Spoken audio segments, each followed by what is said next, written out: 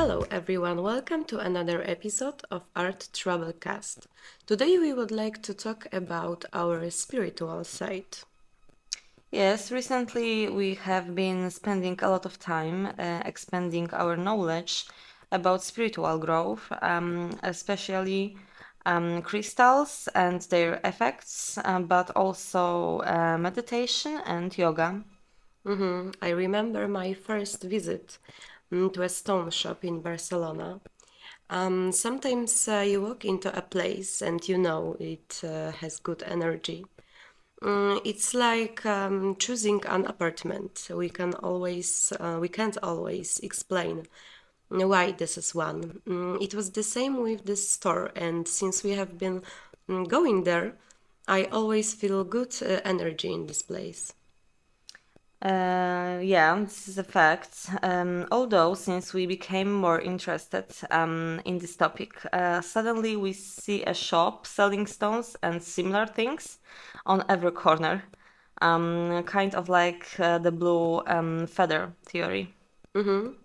Yes, but I think not every store has this energy, or I don't feel it there. I like to come back to this. My interest in this topic began when I was a small child. At my house, there was always numerology, horoscopes, and dream books.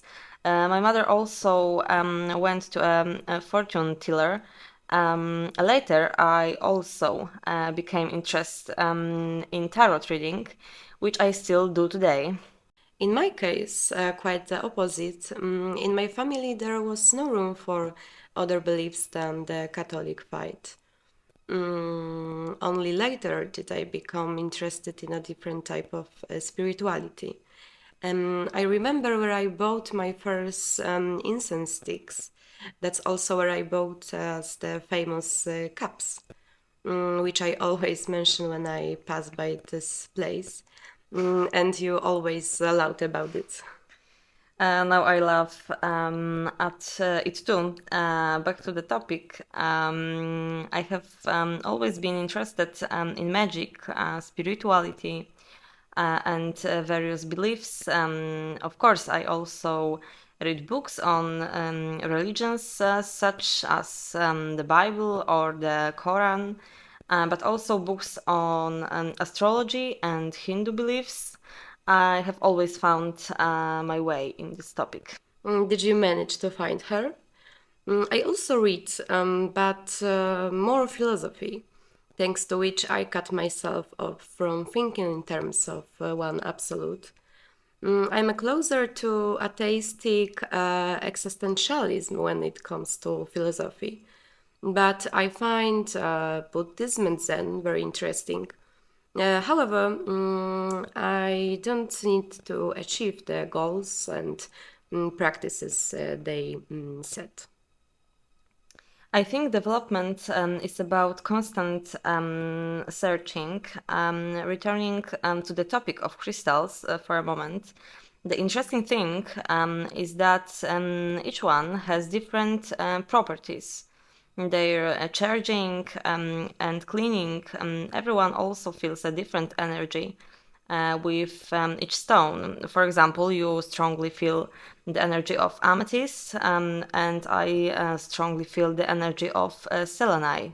Of course, there is no hard evidence yet about the influence of stones on humans, but already know for sure that crystals, minerals, and precious stones are one of the best organized structures in nature. Quantum physics proves that all matter at a fundamental level is nothing more than vibrating strings of electrical energy. However, the specific effects of stones on humans is a matter of fight. Recently, of course, spirit has become my favorite stone, but amethyst has, of course, been favorite for a long time. I also have a few favorites that I used most often. The philosophy closest. to me is New Age, because it is the most open to growth and drawing from various sources. It does not limit itself to one particular way of thinking. In addition to the properties that interest me very much, I love collecting stones themselves because they are beautiful without human intervention, and they have beautiful colors on their own. Yeah, it's true. They are naturally beautiful. Although a few days ago we come across an interesting stone, Aqua Aura quartz, which is created with the help of humans. It is a crystal with an amazing color, a bit like a mermaid, and the connection between human and the earth. Indeed, this stone is a good example of the work of nature and human. And you mentioned earlier about cleaning loading stones, which is very interesting in itself. Which stones should be charged by the sun and which by the moon. Their solubility or insolubility in water, their composition, very interesting for enthusiasts. Yeah, this is a fact. And of course, we also have the phases of the moon. Depending on its phase, stones can be cleansed or charged. It also has an impact on people. There are good moments for action, rest, or like the full moon for celebration. Everything has an impact and is important. It's true, the operation of the moon itself is an extremely interesting topic. However, cleaning is particularly important for stone collectors. First of all, because we are not sure who the previous owner was, what energy he had. Each of these areas requires extensive knowledge, stones, numerology, or zodiac things. Our entire chart consists of the lunar sign, which is responsible for our personality, what we are like in private. The solar sign is our ego and self, and the ascendant completes and is our first impression. We have to know the whole thing. Definitely. Esotericism is a very interesting, but also extremely multi-faceted topic. I would also like to mention meditation, the effect of which on the brain has been scientifically proven.